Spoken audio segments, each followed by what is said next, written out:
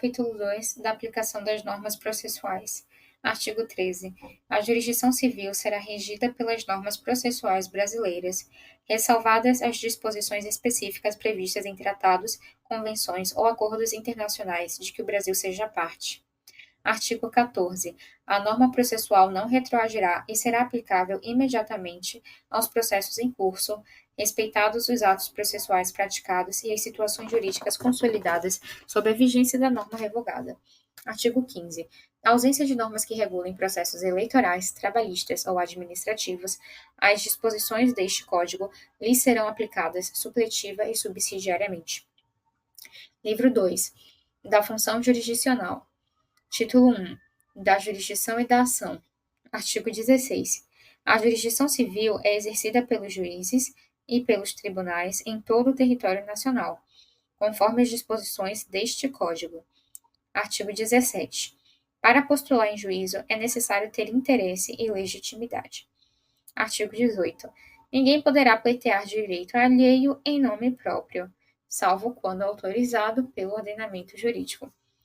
Parágrafo único. Havendo substituição processual, o substituído poderá intervir como assistente litisconsorcial. Artigo 19.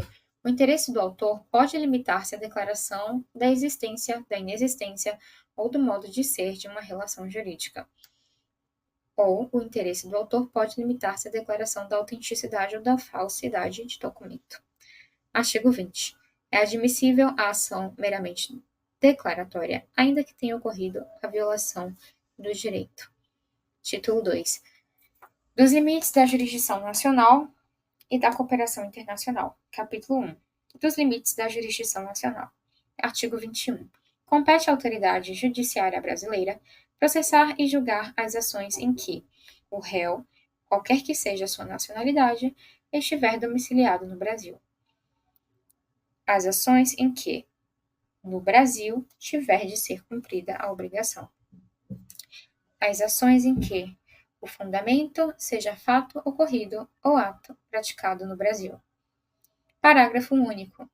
Para o fim do disposto no inciso 1º, que trata das ações em que o réu estiver domiciliado no Brasil, considera-se domiciliada no Brasil a pessoa jurídica estrangeira que nele tiver agência filial ou sucursal. Artigo 22.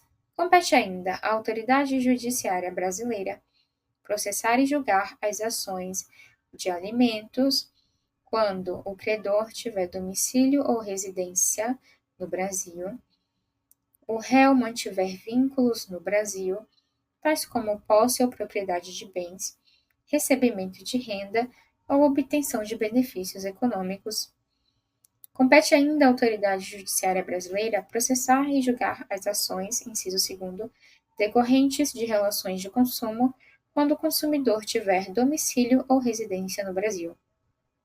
Inciso 3º, julgar as ações em que as partes, expressa ou tacitamente, se submeterem à jurisdição nacional. Expressa ou tacitamente. Artigo 23. Compete à autoridade judiciária brasileira, com exclusão de qualquer outra, conhecer de ações relativas a imóveis situados no Brasil. Compete à autoridade judiciária brasileira, com exclusão de qualquer outra, em matéria de sucessão hereditária, proceder à confirmação de testamento particular e ao inventário e à partilha de bens situados no Brasil, ainda que o autor da herança seja de nacionalidade estrangeira ou tenha domicílio fora do território nacional. Inciso 3º. Compete à autoridade judiciária brasileira, com exclusão de qualquer outra, em divórcio, separação judicial ou dissolução de união estável, proceder à partilha de bens situados no Brasil, ainda que o titular seja de nacionalidade estrangeira ou tenha domicílio fora do território nacional. Artigo 24. A ação proposta perante tribunal estrangeiro não induz litispendência e não obsta a que a autoridade brasileira conheça da mesma causa e das que lhes são conexas, ressalvadas as disposições em contrário de tratados internacionais e acordos bilaterais em vigor no Brasil. Essa questão caiu na prova do TRT do Distrito Federal, da Sebrasp, agora em março de 2025. Parágrafo único do artigo 24.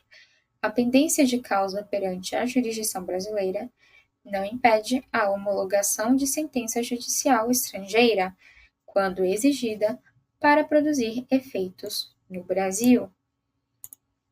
Então, a pendência de causa perante a jurisdição brasileira não impede a homologação de sentença judicial estrangeira. Caso essa homologação de sentença judicial estrangeira aconteça antes da finalização do processo em curso na jurisdição brasileira, vai ter prioridade o processo homologado. Então, acho que vai acontecer a perda de objeto do processo em curso na jurisdição brasileira, quando vier antes da conclusão deste a homologação da sentença judicial.